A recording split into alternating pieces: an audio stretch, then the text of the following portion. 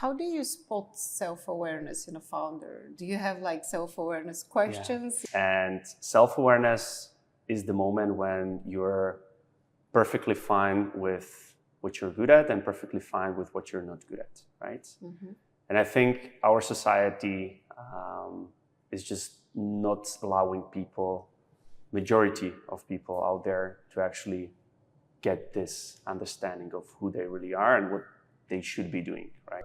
Present, being more focused about relationships and curious about the person, about, the story. Put more emphasis on the human connection, yes. Absolutely. So I think this is really helping. This is a very small trait, but I think, whoever is interested in doing business or exploring that market should really just be themselves and try to, take this as an advantage, because they really are very open and very focused on connections. So I think we have this advantage as well, because that's who we are in general, right? Welcome back to the Recursive podcast.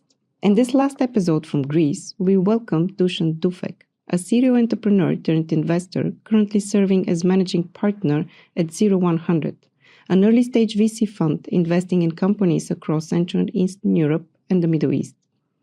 As a co-founder of the Doers Company, he drives initiatives like Reflect Festival and Doers Summit. Dusan also co-founded 100 conferences, fostering connections across the European investment landscape. He is based in Abu Dhabi, and he is passionate about bridging the European and the Middle Eastern tech ecosystems. And we didn't miss the chance to learn more about the exciting opportunities this bridge is opening. Let's dive in. You have this amazing path behind you. You started as a serial entrepreneur. Actually, you still are an entrepreneur who turned investor. And as we know, especially in our region, not many investors have this background. Do you think that gives you a different angle of how do you approach founders and also investing in them? Hard to say. There are so many great investors that started their careers being investors and have created immense success, immense, returns, and have become, go-to people for many entrepreneurs. But there are also serial entrepreneurs, founders who had amazing successes, amazing exits. Some of them maybe not that. Some of them maybe more failures than successes, and also became great investors. So for me, it's more of a journey that I'm on it. I'm at currently, and I really enjoy doing investing. And I think what definitely has been helping me on this journey as investor is definitely the fact that I started multiple companies and have grinded through a lot of challenges and a lot of very tough times. Let's see in the future. I always like to look ahead. I always do. And maybe if you ask me this question 5-10 years from now, I might give you more relevant answer. Mm-hmm. And as of today, which role do you enjoy more? The entrepreneur hat or the hat of the VC? It's an interesting question, because for us, even the VC firm that we're building is actually our own startup, as we like to say. So we believe that even investors are entrepreneurs, actually, investors that are building their VC firms. Because if you take it, the VC firm eventually is a company as any other. And we always like to have this mindset that as we are, doing new vintage, and as we are hiring more people, and as we are building relationships with our investors and doing those, decisions to invest, this is also part of the journey, as many other companies would have, right? So if you take, we have our product, we have our customers, we have our governance. So there is a lot of traits that VC firms share in common with technology companies or any other companies. So for us, it's really mix of entrepreneurs and investors, and we like to keep this as a framework, because we believe that every investor, again, no matter the background, should eventually be also entrepreneur, even building their own venture firm. And stay hungry. Still, your approach to venture capital is, in my opinion, slightly different because there are many satellite initiatives which are connecting you or helping you build a community around you.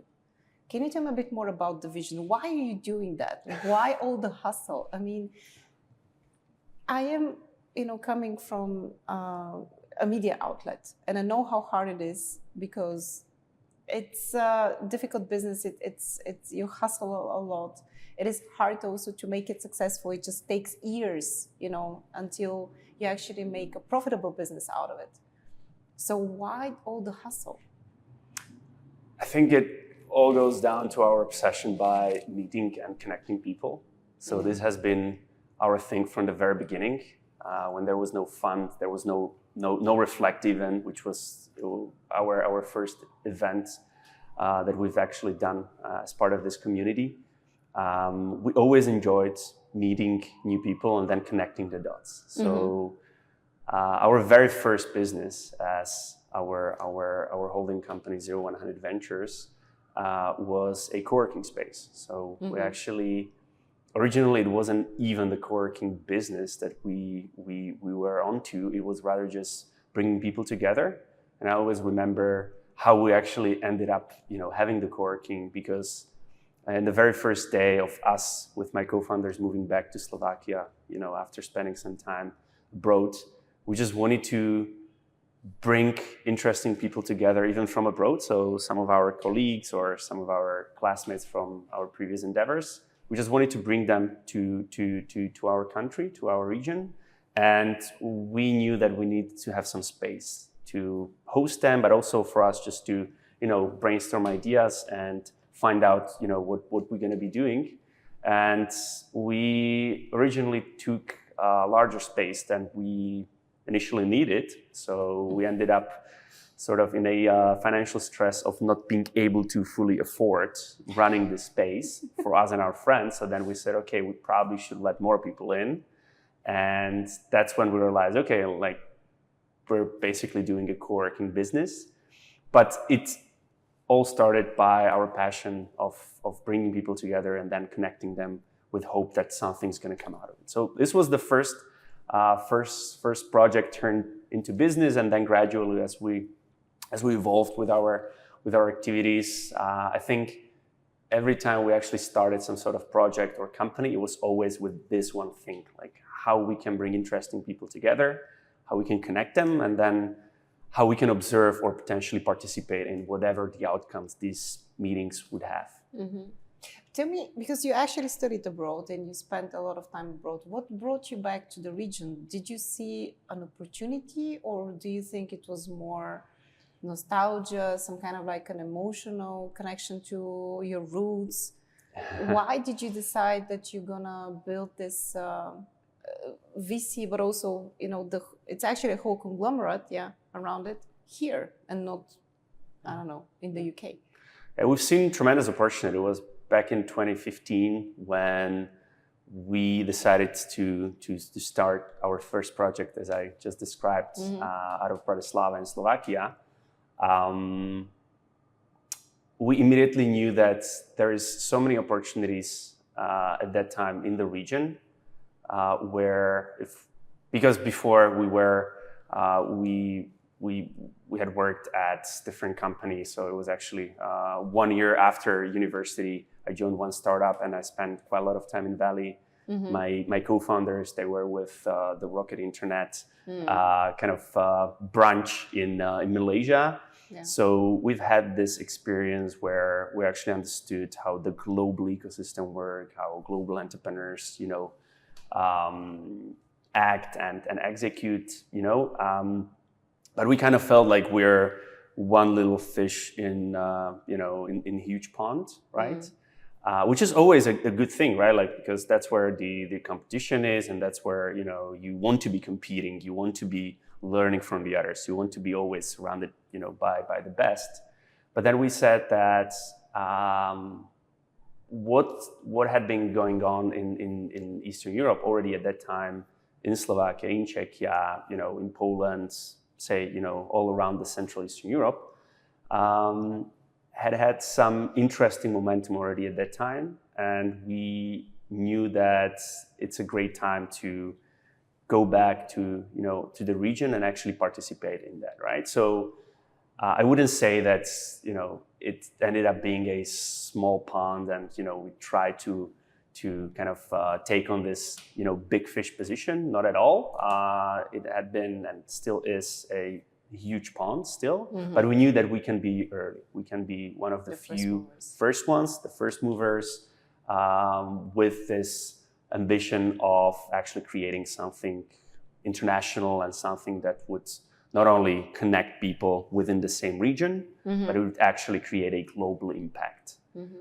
So that was the decision, and so far we haven't yet found any negativity there or negative impact of it. So we're rather even more and more optimistic about the potential of the region and the fact that for past few years more and more global investors and global audience have started to show interest and pay attention to our part of the world. It's interesting, I guess. It caught I'm looking back, I'm trying to connect the dots of how this culture of building startups and technology businesses was somehow imported or integrated here in our part of the world. I remember 2014 was my first Pioneers Festival in Vienna. And already back then, you would have this like an amazing community. And I was impressed. It was like a different world. And people were so positive and they were so optimistic. And they would pitch you their ideas with such a confidence. Of course, many of them failed, but it is part of the journey. But I loved the vibe somehow. I didn't know what I'm going to do in this community at that point, but I somehow felt charged and I wanted to be part of it. Tried to do my first startup. It was much later that I realized that's not a startup. I mean, actually, I'm building something else, but I somehow wanted to participate in the whole thing. And it was later on when I started thinking, hey, it's not only in Vienna, it's not only in Bratislava. There is a community like this in Sofia. There is a community like this in Bucharest. And no one knows about it. Or at least I didn't know about it because I've been living in Vienna for 11 years. So I thought, well, we should unlock it for everyone else. I don't know how this culture came to us, though. But it obviously brought a lot of interesting people back to this region and somehow created a new sort of economy. And I think now it's partially our responsibility to expand the bubble, or actually to blast the bubble, so that more and more people are part of this mindset that we've been living here for the past years. Fully agree. Yeah. So when you compare, let's say, the vibe and the founderhood in the Valley to what you see in Central and Eastern Europe, what do you think are, maybe I'm going to start with the positive side, what do you think are our advantages? Do we have advantages? There's definitely one that stands out, at least from my perspective, which is that we're just underdogs, right? It's like wherever we go, you say you're from Slovakia, Czechia, Romania, you know, like people always don't have high expectations globally, right? Because there's just no sort of global credibility or role models, right? Unless you're in a bubble of, tech people that's, probably know much of the successes from Europe or Eastern Europe, etc. But I think it serves the purpose for us that, we don't need to really prove ourselves to anyone else. So we rather just work and focus on what matters when building company. So there's no like headlines or any sort of, media presence or Spotlight. any sort of celebrations, right? And now Like there is media presence now. We have absolutely, the Recursive, but I sorry. mean when you talk about Silicon Valley, right? So Yeah, when just there joking. is Yeah. Series B, round announced out of Romania, right? Like no one really cares in Valley, right? Like they do have this rounds every day, right? Yeah. We do celebrate it here, like pretty sure that all of us know about the Series B or Series C rounds anywhere in Eastern Europe, right? Because that's just the way how we operate and how we're connected. But I think this is the advantage, and it also has to do with our trade that I still really fully believe in. And if I compare not only to the Valley or US, but globally, that we don't have this sense of entitlement as founders. Not only founders, but a population, right? If you take it, majority of the countries from our part of world, Central, Eastern Europe, our history was always tough, right? I mean, it's just plenty of decades when most of the countries were under Soviet Union, even prior that, we always were under some sort of attack or, ambiguity. So it was always that situation that I think taught our grandparents and then our parents that it's tough, right? And no one's going to take care of you, and nothing is actually certain, right? There's not much stability, going on at that time. Obviously, it has changed dramatically now, and we're, I think, so blessed that we now live in the era we live in. But at that time, it was totally different. But we were brought up by the parents or grandparents that actually had lived through that era. And this is where I think it got still stuck with us in a positive way, that nothing is certain, and we just need to really work hard to prove ourselves. So this sort of sense of entitlement that you might see, all around the world much more is actually their disadvantage, but our advantage, right? Because in early stages, you don't really need much. You shouldn't really focus on anything else than just building the product and trying to create a product market fit and have the right, growth strategy, and all the rest almost doesn't matter, right?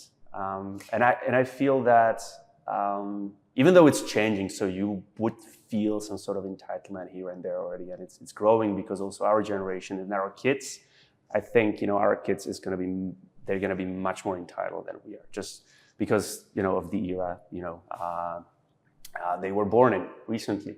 But I believe, really, as I said, this sort of lack of entitlement or really just, the need to prove ourselves really is serving us well in early stages. And I think we should keep reminding ourselves of that, it's to be celebrated, right? And as a contrary note, and I've seen this more and more now, there are moments where companies are just wasting time celebrating or focusing on things that don't matter, right? You have these different ranks, you have this different sort of, vanity metrics, vanity matrices, and this and that, and then, even fundraising rounds, right? Like in early stages, right, great. So you have money now. You have even more problems than before, right? Just focus, right? But I think, again, like comparing it to the US or even wider geography, this is still our advantage. I think we, in terms of capital needed to build a unicorn in Central and Eastern Europe, the factor was like, I think 4 times in comparison to what you would need, more than 4 times in comparison to what you would need in the US. I need to check my numbers, but it's probably in this range. So we're more than 4 times more efficient when building successful companies.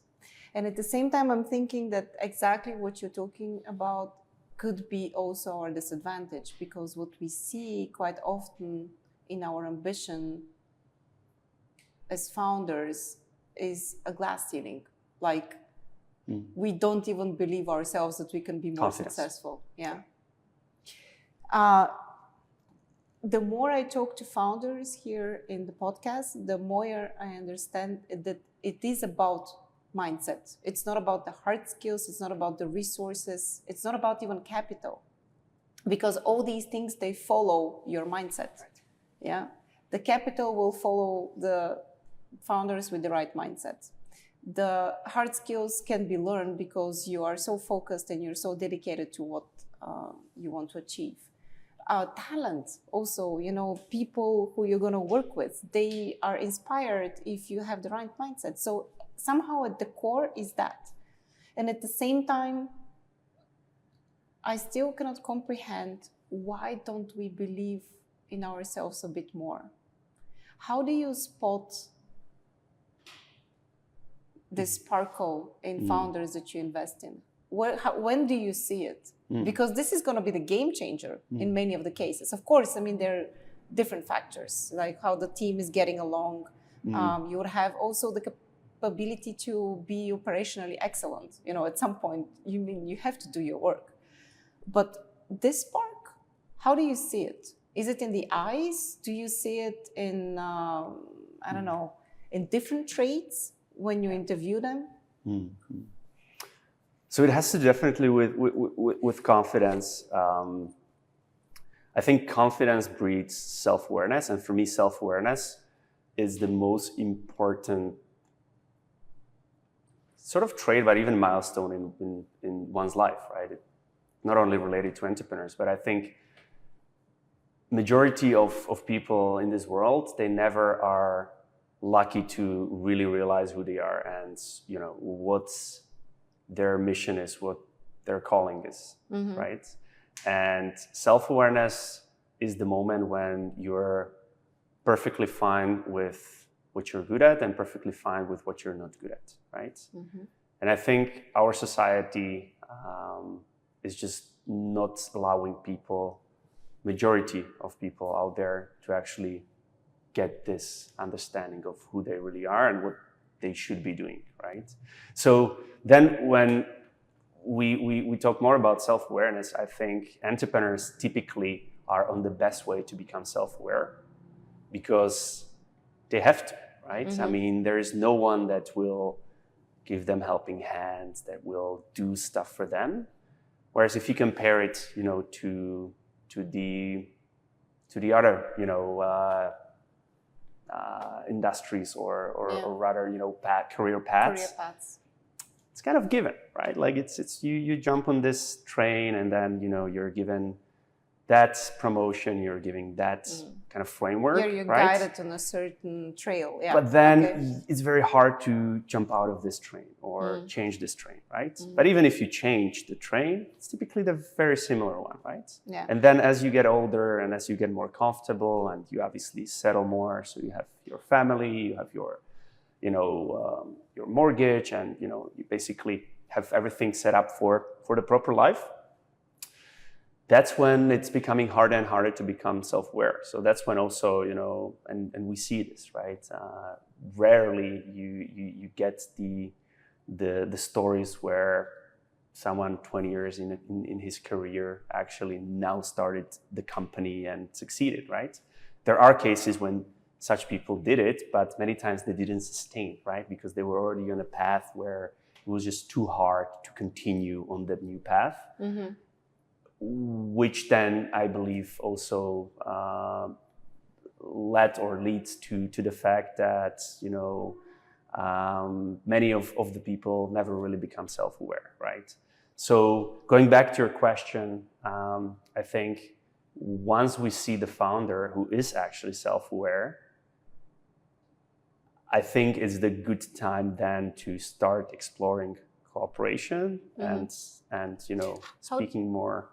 How do you spot self-awareness in a founder? Do you have like self-awareness questions in your No, look, it's just like through a series of conversations. I don't think, it's only one meeting. I don't believe in like first impressions. Like, yes, some people are very good at giving first impressions, but many times, the persona or, the behavior turns out to be different at some point. But when speaking with someone through typically, sometimes it might be, the first meeting when it's typically, more in depth and there is more time to get to know each other. But through this series of meetings and talks, I think really if the person is really content with who they are, and obviously they typically are very confident, they're very ambitious, but they're very vulnerable, right? So they can also talk about things that they're bad at and things that why they think this business will fail potentially, right? So they're very, very stable in a way where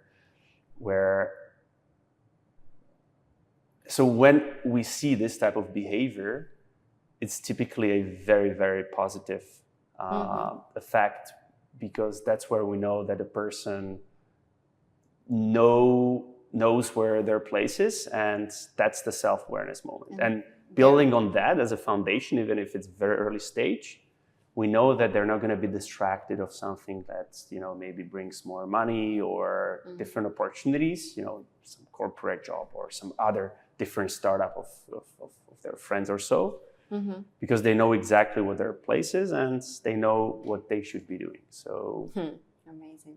How do you nurture your own self-awareness? Do you have certain practices, or is it just thinking hard about yourself and life? Yeah, I have to say, it's been journeying, and I'm still on the journey, so I haven't figured it out. But I think, I'm at least self-aware of what is possible to achieve and what the limitations of that is. I have to say that I wasn't born or sort of, bred or, brought up as a typical entrepreneur, sort of profile, like no lemonade stand things or selling, guns to my classmates. Like, not at all. I was like a typical A student, so I had good grades, I did sport, I played ice hockey, so my life was quite structured. My parents, I think, did a great job just spending a lot of time with me and my sister, so we never really had this kind of challenging, life-threatening, or like very, very sort of hard times in our life. So I can say, talking about the entitlement, so I must say that I have been entitled, just in my life. I hope in a very just blessed way. But at the same time, I think it was always my curiosity, and I always, like, growing up, I always liked to go new places, meet new people, and understand things. Despite the fact that then, yes, I went home, I did my homework, I did my sports, and spent time, with the family, and like properly just. How did your parents react when you decided to be an entrepreneur? They supported me fully. So this is amazing that, despite the fact that I almost joined a corporate job after graduating from university, I ended up not doing that, but joining this company that I worked with and traveled to Bali a lot with. They always supported me, and when I told them, look, I have these two options. One is just go with the corporate job, but the other one is startup. I wasn't actually 100% sure, right? For me, it was something new, because it was right after university. And they said, like, look, I think it was my mom who said that just go with the one that is more fun, and you can always go to the other one. You can always return, right? Like, there's no harm. You're young, like, you're blessed to have these options. Just go with things where you think you're gonna have more fun and potentially, unlock something new, right? So that was the time when I did that decision to actually go with the startup way, and that's where I'm still, in, and I think I'm not gonna change the course ever again. So you kind of like stayed with it. We are here now in Athens during the Doers Festival, and it is the first one, I hope, of many.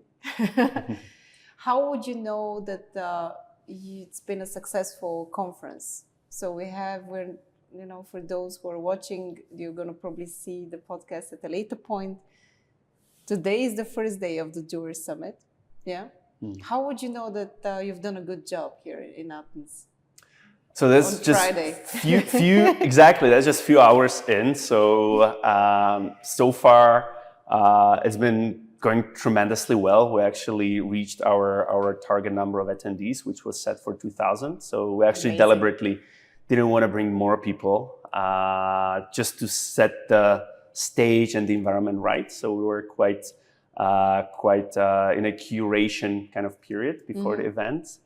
I think just speaking with a couple of people before heading here for the recording, it's been so far a very good experience. I think the environment really works for our favor. Definitely. It helps a lot, and we're very excited that to this event, despite the fact that we're now in February, it's not the warmest time being here in Athens, but people traveled from all around the world, actually. I just checked with my colleague. We brought people from 50 different nationalities or 50 different countries. Much of it is obviously from Europe, but for such a premier event and basically a new destination for many, yes, I think it has turned out to be very good. And let's see, what the next 2 days will bring. I'm also very excited, and thank you also for giving us the platform so that we can interview one of the most exciting speakers here at the conference, and including yourself. Now, I want to talk to you also about another initiative that you have recently started. So in the past year, so you started in the Slovak ecosystem. This is where you're home. And you expanded your endeavors to the whole Central and Eastern European region. The Reflect Festival has been already quite successful with the VC fund. You are doing also amazingly well. I've been part of your VC Academy for a while, and fortunately I couldn't finish it. It was at some point like I had too much stuff to do. But you're obviously also giving back to the community by sharing your knowledge as a venture capital fund. And now you are building a new bridge, and this is to the Middle East. Why do you see, or what is the opportunity that you see there? And where do you see the opportunity in bridging Central and Eastern Europe to the Middle East? Because this is even more interesting. How can, let's say, Central and Eastern European founders benefit from connecting to the Middle Eastern, let's say, VC community, and then also vice versa? Because you're also investing in the Middle East. That's right. Yeah? So the kind of a general answer to this would be like why we start to do this. It goes back all the way to my original thoughts, which had to do with you just wanted to travel a bit more. Just joking. Actually, might be one of it. I have to admit that Middle East is in my heart. I really love the environment. I love the places. So definitely. I just love spending time there, but it has to do with our curiosity and just passion for connecting the dots. And now that for past 5 years we've been also wearing the VC hat and trying to not only source great companies but also be very, very helpful. We realized that this is a tremendous opportunity that we can put on table to connect the dots that otherwise haven't been connected at all or not as much. And it became very natural to us to actually start exploring Middle East, because what helped before have been Reflect Festival. That is our other event in Cyprus, which from very early in 2018 already had the Middle Eastern element, because Cyprus is very, very close to the Middle East and North Africa. Yes. So also the event on its own has had this proposition to connect the regions of the MENA and Europe, or mainly Central Eastern and Southern Europe. So we've had this exposure to the region for some time. And it was after we raised our first fund when we started to be more curious, to started to travel there more to see, on one hand, what type of companies are there, because we've also, at that time, it was late 2020, early 21, when we've met a couple of Central European founders that have already been at that time in the region. So we said that we should, definitely discover more and start to travel more and meet more entrepreneurs and investors. And through this exploration, journey, we also got to know some very strategic people in different positions in the government, in the private sector, in private investments, family offices, VC funds, etc., that got very excited about our portfolio companies, about our ecosystem that we had built. So they started to ask us, hey, can you bring this company? We are actually looking for this med tech to implement in our hospital, or we're very curious about these deep tech companies. We now have our funds only focusing on deep tech, right? So this is when we started to proactively build those bridges, but it was mainly on case-by-case basis. So it wasn't the launch or the event or something where we said now we're doing it. It was through series of small introductions, small travels. So it was Dubai 2020 Expo, Dubai Expo 2020, which actually took place a year later because of COVID. We did 3 little trips there. We brought a bunch of our companies because we knew most of the people, from the region are there, going back and forth between their countries. So we did that 3 times, and we then started to, continue doing this. So we went to more events, and eventually first outcomes started to, surface. So that's when we realized that for our next fund, we want to boost this sort of opportunities and eventually create, good outcomes. So this was the beginning, and now we are in a phase where, with our new funds, we are actively looking to invest in the region. But at the same time, we're also much more actively and in much more organized ways now connecting the dots between Eastern European or Central Eastern European companies and the Middle East. So for founders who would be interested to explore the opportunities in the Middle East, what is the tip that you're going to give them? Where do you start? Because I think for many, the looks were somehow always focused on the Western world. They would fundraise in Western Europe or in the US. Now, obviously, there is a new market opening up, and it's not now, it's been open for quite a while, but I still think that we're slightly uneducated about it. And it's probably also hard to grasp and to, there is not much transparency of how these ecosystems work. So what's the best tip of advice that you can give to founders who might be willing to explore opportunities there? I think one thing is definitely not to waste time by going to these events just unprepared or, without having anyone holding the hand, which is extremely important. Because even if once you land, in the region, you need to have the right people in place. Even us as a VC investor, it took us a while to build a network, to filter through the people that can be helpful or we can be helpful to. Okay. And I think if someone is starting just now, they definitely should find, preferably before making the trip, even, going for a 5-day event or so, to already connect with people. Preferably, there's so many people that are from Eastern Europe already there, right? Yeah. Having their businesses, some even VCs. So not many know, but one of the biggest VC firms and also one of the most prestigious funds out of Middle East, Oryx Capital. One of the GPs is Bulgarian man, E115, right? Amazing guy, very, very well networked, obviously, and very open to help.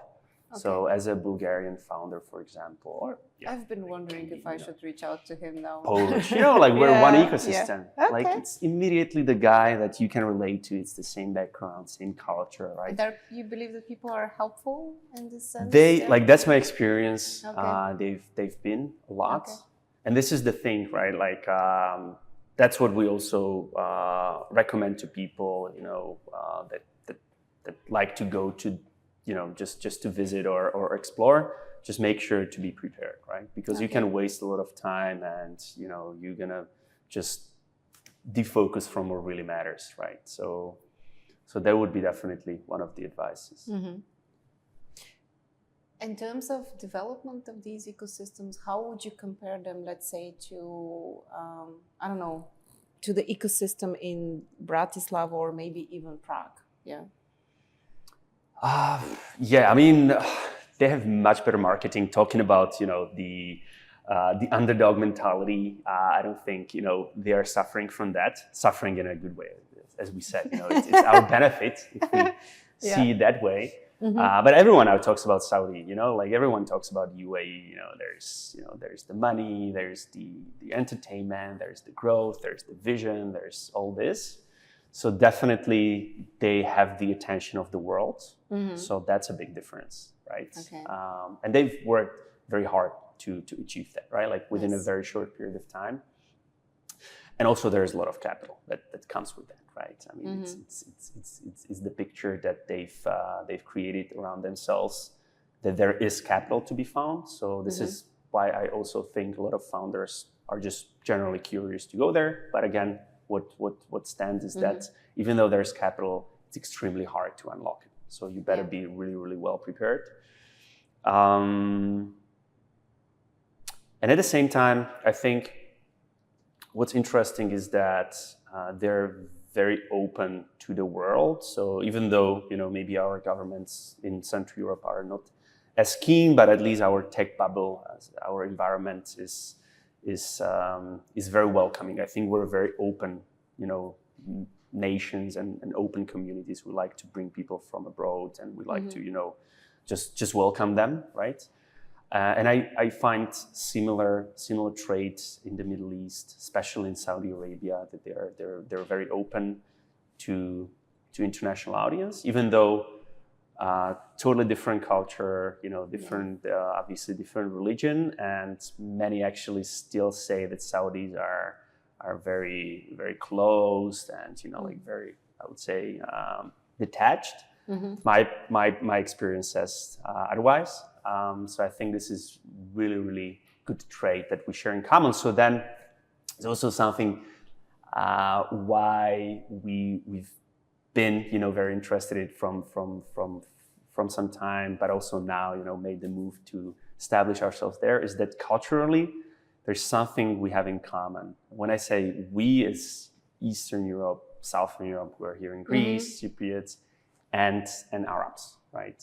Okay. It's the warmth, it's the openness, and just ability to connect and not do everything transactional, but being more present, being more focused about relationships and curious about the person, about the story. Put more emphasis on the human connection, yes. Absolutely. So I think this is really helping. This is a very small trait, but I think whoever is interested in doing business or exploring that market should really just be themselves and try to take this as an advantage, because they really are very open and very focused on connections. So I think we have this advantage as well, because that's who we are in general, right? There are exceptions, but in general, we are. Yeah. What are the opportunities for VCs? Because you are also investing there, but are you investing somehow focusing on founders who have background in Eastern Europe? What is the investment thesis there? Yeah? It's a combination. Yeah. I mean, the trend is that there are more and more founders to be found from all around the world, including Eastern Europe, in the region. So we're absolutely interested in, tapping into these networks. So this expat community in the major, countries or major cities in the region is of our big interest. Yeah. There are also local companies that we've been exploring. We haven't yet invested in such a company that would be actually started by the locals. So we've so far invested only in expat businesses. But we're open to the other option as well. But the bigger part of our investment strategy is to actually keep investing in Eastern Europe and then being very, very helpful in the expansion and market entrance in the region. So this is actually the biggest part of the capital that we're now going to be deploying to companies from this region. And in future, we are very open to see how this is going to go, because we also see now that the trend is that there is a lot of companies moving in that region. Right? World is changing very dramatically now, right, in the past few years, and likely will continue doing so in near future. So we might really find the next Bulgarian unicorn in Saudi. Who knows? I wouldn't be surprised. Given the fact that we know which companies are, exploring options there and an already established presence there. It wouldn't be surprising if this company becomes a unicorn. In any case, I wanted to ask you about something else as well, especially because you have the experience from the Slovak ecosystem. We have in Central and Eastern Europe quite mixed feelings about public and governmental money going into venture capital. At the same time, these ecosystems have been mostly funded by the EF. I mean, this is also why we have this ecosystem. So you think they were kind of like kickstarted by the initiatives which came from the European structures. What do you see? How is this different from what is happening in the Middle East? Because we know also that a lot of the funding is actually coming from the sovereign funds. Is there a way to govern it more like in a smarter way, so that the market is not completely artificially overfunded and it leads to, let's say, best practices, what we maybe have been observing in Central and Eastern Europe? Can you do it differently? Do you see it differently in the Middle East? Can you maybe draw comparisons? Yeah, I mean, I think it's very hard to put the figure of how much capital is enough for the ecosystem, right? I always like to just go back to past, to the Valley, to the US venture capital, foundation, and it was also started by the government, right? There was this program called DARPA back in, I think, 70s, when a couple of first really big companies, including HP and a few others, came to life, and this was the foundation of venture capital. So what happened eventually is that through gradual, successes and decades of evolution, they ended up in the situation when they are. Obviously, we cannot compare Silicon Valley to any other environment. I'm not saying that now all of a sudden, there would be. I don't like this sort of comparison, or Silicon Valley of Central Europe. It's like there's only one Silicon Valley, and I think will always be. But then I think we are now in those 80s, 90s of the US venture capital ecosystem. And we just need to wait for those huge successes, and also the private capital that would be much more confident to deploy more money into venture capital or into startups. It's just a journey, right? So it's we just have to wait for it. I think EIF has done a tremendous job supporting the ecosystem. Similarly, in Saudi or in UAE, the other GCC countries, there are similar institutions like EIF on the national level. They're doing an amazing job as well. They're all working towards creating those successes that eventually is going to unlock the mindset of the more founders, more private investors, and will eventually create this momentum that might mean that at some point government is not going to need to be so hands-on, and so much money is going to need to continue flooding into the ecosystem. Let's see, might as well not happen, and there might need to be more, another decade of, putting a lot of money, into startups from, public budgets. But I think again, like we're in the early stages of this ecosystem, and comparing it, because you also asked about Middle East, I think they're in a similar situation. Just going to take time. Yeah, it's a natural evolution. Although, of course, you need to be probably also self-aware about the cultural differences, because if you know your strengths and you can also optimize for your weaknesses, this is where, That's the why I big said opportunity lies. It might not actually happen ever, because US is totally different age, right?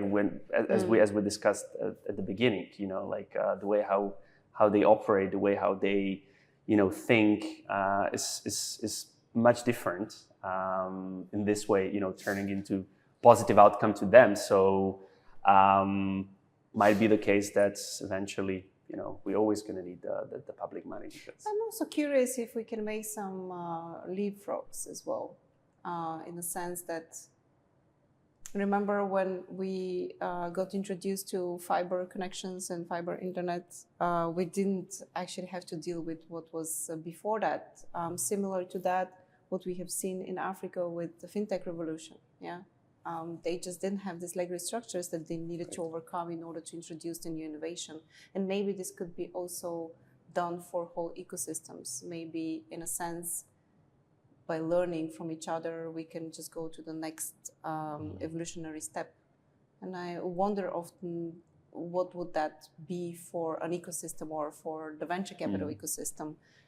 Obviously, we are living in a very dynamic period right now.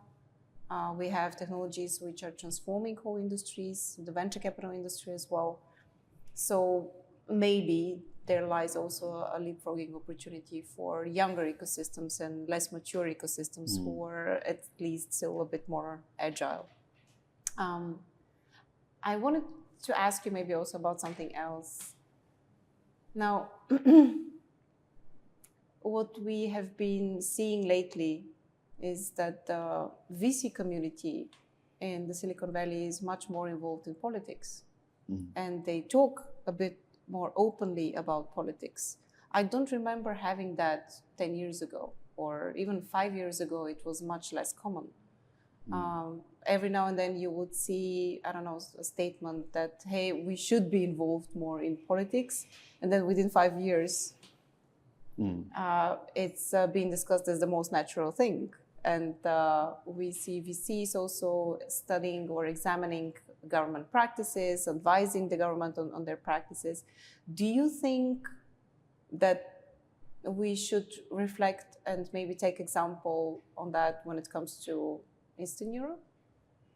Do VC and politics mix well together, or do you still need to, I don't know, follow the experiments that are being done now in the US?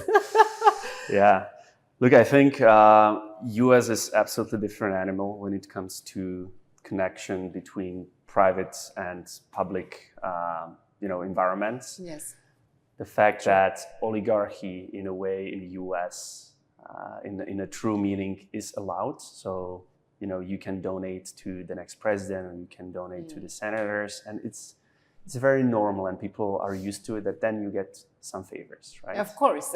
Which in our minds is always related to corruption, Yes. right? It is probably codified also as corruption. Yeah, from but a then, legal there's not perspective. really like set definition, and everyone defines corruption and oligarchy different, from place to place. I think Europe has a very aligned treatment or definition, even though practice is different from country to country. But in the US, it's perfectly fine, and it's acceptable. So I think where it got to, with this new administration, is that it was taken to the maximum level of the connection or of this sort of link, where like if you would ask me like why this actually happened, that all of a sudden you have Elon Musk taking half of the press conferences and having his own department of governmental efficiency and all this, which is unimaginable even to the Americans a few years back, and like to us it's still like incomprehensible to this date.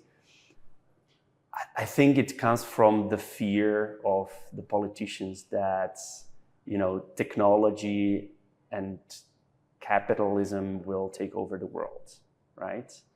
And I think because of how US has been constituted and, you know, how it allowed for these two, you know, different elements to work together, it's serving it for the benefits now for both the government and the private, you know, individuals or, you know, entrepreneurs.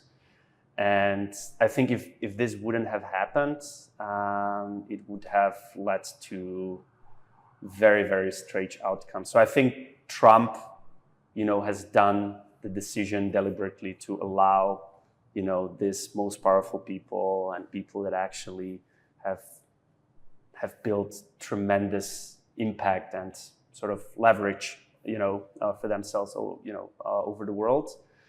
He did it deliberately because he didn't really have any other option. If we didn't do it, I think they would have just still continue growing, and US would be suffering from that, right? Mm-hmm. Mm-hmm. I think in Europe, because of the way how things operate and the way how politicians engage with private sector or entrepreneurs or, you know, big companies, we're never going to be able to achieve this sort of state. I cannot say if it's for good or for bad, but I think now in this environment and a lot of ambiguity on a global level, having people that are entrepreneurs, having people that are doers, you know, could serve well, but with some certain limitation, right? So I think it's okay if, you know, the top entrepreneurs are very, very hands-on, sorting some sort of problems. Maybe it's too much if they have access to personal data and they, you know, basically have free access. But I think it goes maybe back to also what we're doing here, you know, like connecting doers and people that have ability and energy and many times experience to change things for better. I think now world is in a place where we need more of these doers that actually have built amazing successes, have created, you know, great outcomes to actually help solve this huge problems, right? Mm-hmm. But again, I don't want to be too political here. There's a lot of things I don't agree with, right? With the you know, within the administration, but the fact that entrepreneurs and doers were let in to help solve some of the problems, I think it's a good move. Mm-hmm. I'm wondering also if it would be a good idea to do that on a national level. It should be done also on a European level. Obviously, we have this open discussions, and a lot has been, so the innovation community has been involved in the way that the AI Act, for instance, has been written, and still it is now being criticized again for its strict nature and its nature to limit and pace down innovation in Europe. And again, we're being looked down from the US and also from China because of our regulatory practices. Okay. I don't want to keep you long away from the doers here at the Doers Summit. You are still the host of the event, so thank you for your time. I just want to know, what is the next big milestone that you're now aiming at? How much can you tell? I would definitely want to continue building those connections and creating opportunities for our ecosystem. So we're going to continue doing that. So when it comes to events, we definitely want to grow and grow some more. So Reflect Festival is coming up. Reflect this is year coming again. up this year in May. We also organize, as you already mentioned, this VC event series called 0100 Conferences. So this year we are doing 4. Actually, next week we have one in Vienna. But we're also working on some interesting stuff in the MENA region, also on the event side, just to support the networking and connections. But the main goal is just to create a strong foundation for the funds to eventually create, outstanding results by just having the best founders in our portfolio. And this is where we're going to be looking. This is where we're going to be really spending a lot of time in these geographies and through this sort of environments that we're building on a site. And I hope, one day, the fund will actually achieve this sort of, outcome where we're going to be one of the best performing funds ever in Europe, at least, if not globally. I'm pretty sure that maybe some of the best founders are listening. So what is the best way to approach you? Very, very different ways. I'm obviously, on social media, trying to be, reactive. But I have to say, it's quite a distraction for me. So I'm not the best or fastest. I know how overloading replier. it could be. I mean, we're not doing VC, we're doing media, but at some point, it's just, just the sheer numbers. But I can tell you, we have actually created a very good funnel strategy through our website. So if one goes to 0100.vc, just through the form, absolutely no. We actually pay attention to it a lot. So it goes all the way, to our Notion database. We start reviewing. So I think that would be best. But also reach out through social media, LinkedIn. I'm mainly active on LinkedIn. So then I try to be responsive as well. Yeah. Dusan, thank you, I would say, for coming usually. But in this case, I would say thank you for hosting us. Pleasure. Here thank in you very Athens. much. We are having an amazing lineup. Thank you for also giving access to your speakers. Let's stay in touch. We have actually a lot in common and we're pursuing very similar missions. I'm looking forward to that bridge with the Middle East. I myself would like to understand a bit more about the region and see, how we can support a more stable side of this side of the bridge in Central and Eastern Europe. You're going to work on the other one. Absolutely. Looking forward to it. Thank you very much. And if you're just as passionate about innovation as we are, hit subscribe for the Recursive podcast on your YouTube or your favorite podcast platform. We're everywhere.